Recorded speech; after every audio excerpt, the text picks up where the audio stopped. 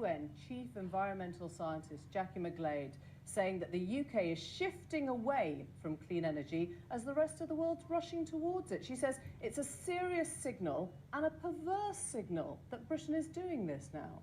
Well, I completely disagree with that. And in fact, the evidence since then, in terms of taking off coal and making other statements, I hope would bring her back on side. We've now made a clear policy about how we're going to deliver on our carbon budgets and stick to the Climate Change Act. I think we have a strong, clear story on energy and a low-carbon future. The impression that's been created is that since the Lib Dems went away, you've been out to please the backbenchers more, that actually, you know, this has all been a sense that climate change is a bit soft or a little bit of a waste of money for many on your own side who think once the Lib Dems have gone, we can broadly do what we want.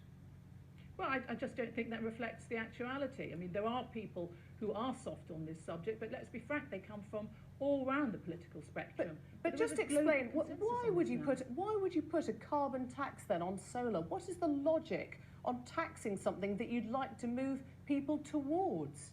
No, what this was, in fact, is the climate change exemption levy, and renewables now don't get that exemption, and the main reason for that is because a third of that money was going overseas, and that is the wrong thing to do with taxpayers' money, so they no longer have the exemption. So everyone else suffers as a result of that if they want to move towards that? Well, I don't think they do suffer as a result of it. I mean, the costs of solar have come down over the past 15 years by 80%. And we have to make sure that the subsidy reflects that. I am going to be absolutely clear about this. If the costs come down, then the subsidy comes down. It is the right thing to do.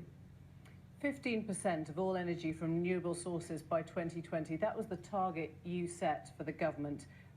Do you accept that we're not going to hit that target now? It's just not going to happen? I don't accept it. What I do accept is that it's a difficult target and we need to take more measures in order to achieve it in heat and in transport. On electricity, we have a very good story to tell, which is we expect to have 30% of our electricity from renewable energy by 2020, which exceeds it. There is more to do there. You wrote to colleagues, didn't you? That was a draft that was seen. Indeed. Saying that you wouldn't hit that target. Unless we took action across government, which is exactly what we're going to be doing. Let's just have a quick word before we go on flooding in Cumbria. Many people